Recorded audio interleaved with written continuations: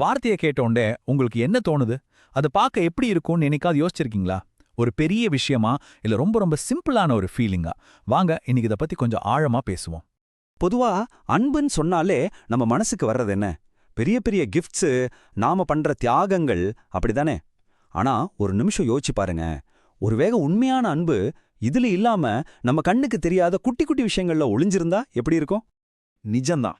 நம்ம பலப்பொழுதும் கண்டுக்காம விடுற இந்த சின்ன சின்ன விஷயங்கள் இருக்குல்ல, அதுக்கு ஒருத்தரோட முழு நாளையே, ஏன் சில சமயம் அவங்க வாழ்க்கையே மாத்திர சக்தி இருக்கு தெரியுமா? சோ இந்த கேள்விக்கு நம்ம கிட்ட ரொம்ப காலமாவே ஒரு சூப்பரான பதில் இருக்கு.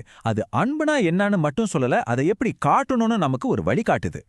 முகத்தான் அமர்ந்து இனிது நோக்கி அகத்தானாம் இன்சொல் இனதே அறம். இந்த வரிகளை ஒரு செகண்ட் நல்லா உள்வாங்கிக்கோங்க. அதாவது ஒருத்தரை பார்க்கும்போது நம்ம முகத்துல ஒரு சின்ன புன்னகை, நம்ம பார்வையில ஒரு கனிவு, அப்புறம் மனசுல இருந்து வர்ற சில நல்ல வார்த்தைகள், இதுதான் உண்மையான ஆரம், உண்மையான அன்புன்னு சொல்லுது இந்த குரல். சரி, இதெல்லாம் கேட்க நல்லா இருக்கு. ஆனா நிஜ வாழ்க்கையில இது எப்படி வேலை செய்யும்? வாங்க ஒரு குட்டி கதை மூலமா இதை புரிஞ்சுக்கலாம். நம்ம எல்லார் வாழ்க்கையிலயும் சில நாள் ரொம்ப டல்லா பாரமா போகும் இல்லையா? அப்படிதான் இருந்துச்சு அஞ்சலிக்கும் அன்னைக்கு. அஞ்சலியோட மனசுல ஒரு பெரிய பாரம். மேக்ஸ் டெஸ்ட்ல மார்க் கம்மி. அது ஒரு பெரிய கருமேக மாதிரி அவன் மனசையே மூடி இருந்துச்சு. அம்மா பால் வாங்கிட்டு வர சொன்னா கூட எந்த இன்ட்ரெஸ்டும் இல்லாம தான் கிளம்புனான். அப்படியே சோர்ந்து போய் தெருமுனையில இருக்கிற கடைக்கு போறா. யார் முகத்தையும் பார்க்கல, தலைய குனிஞ்சபடியே வெறும் தரைய பார்த்துக்கிட்டு பால் அப்படின்னு ரொம்ப மெதுவா முணுமுணுக்கிறா. ஆனா சரியா அந்த நேரத்துல தான் அவ கொஞ்சம் கூட எதிர்பார்க்காத ஒண்ணு நடந்துச்சு. அந்த கடைக்காரர் குமார் ஐயா அவளோட சோகத்தை கவனிச்சிட்டாரு. அஞ்சலி காசை கொடுக்கும்போது குமார் ஐயா அதை டக்குன்னு வாங்கல. ஒரு நிமிஷம் அவளையே பார்த்தாரு. அந்த ஒரு சின்ன பாஸ், அதுவே அவர் அவளை கவனிக்கிறார்னு சொல்லிச்சு. நாள் முழுக்க வேலை செஞ்ச களைப்பு அவர் கண்ணுல தெரிஞ்சாலும் அஞ்சலிய பார்த்ததும் அந்த பார்வை சாஃப்ட் ஆச்சு. அவர் முகத்துல ஒரு உண்மையான ரொம்ப வாமான ஒரு புன்னகை வந்துச்சு.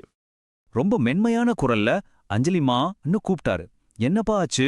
உலகத்துல இருக்கிற பாரத்தையெல்லாம் ஒத்தையால நீயே தூக்கிட்டு வர மாதிரி இருக்கேன்னு அக்கறையா கேட்டாரு. அந்த நிமிஷம் அந்த ஒரே ஒரு கேள்வி, அவ்வளவுதான். அஞ்சலி மனசுல இருந்த மொத்த பாரமும் அப்படியே இறங்கிடுச்சு. தன்னை சுத்தி இருந்த அந்த கருமேகம் விலகி போன மாதிரி ஒரு ஃபீல். இப்ப கொஞ்சம் யோசிச்சு பாருங்க. குமாரையா அஞ்சலிக்கு என்ன கொடுத்தாரு? வெறும் பால் பாக்கெட்டா? இல்லவே இல்ல.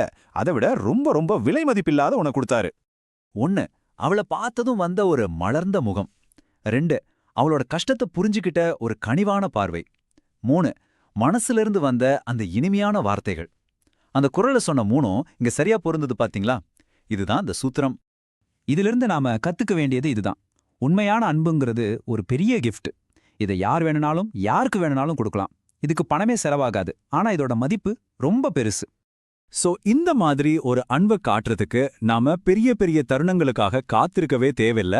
நம்மளோட ஒவ்வொரு நாள்ல வர்ற ஒவ்வொரு சின்ன மொமெண்ட்டும் இதுக்கான ஒரு சான்ஸ் தான். சரி, இன்னைக்கு உங்களோட அந்த மலர்ந்த முகத்தையும் கனிவான பார்வையையும் அந்த இனிமையான வார்த்தைகளையும் இந்த சிம்பிள் கிஃப்டை யாருக்கு கொடுக்க போறீங்க? கொஞ்சம் யோசிங்க. உங்களோட ஒரு சின்ன செயல் இன்னொருத்தரோட நாளையே பிரகாசமா மாத்த முடியும்.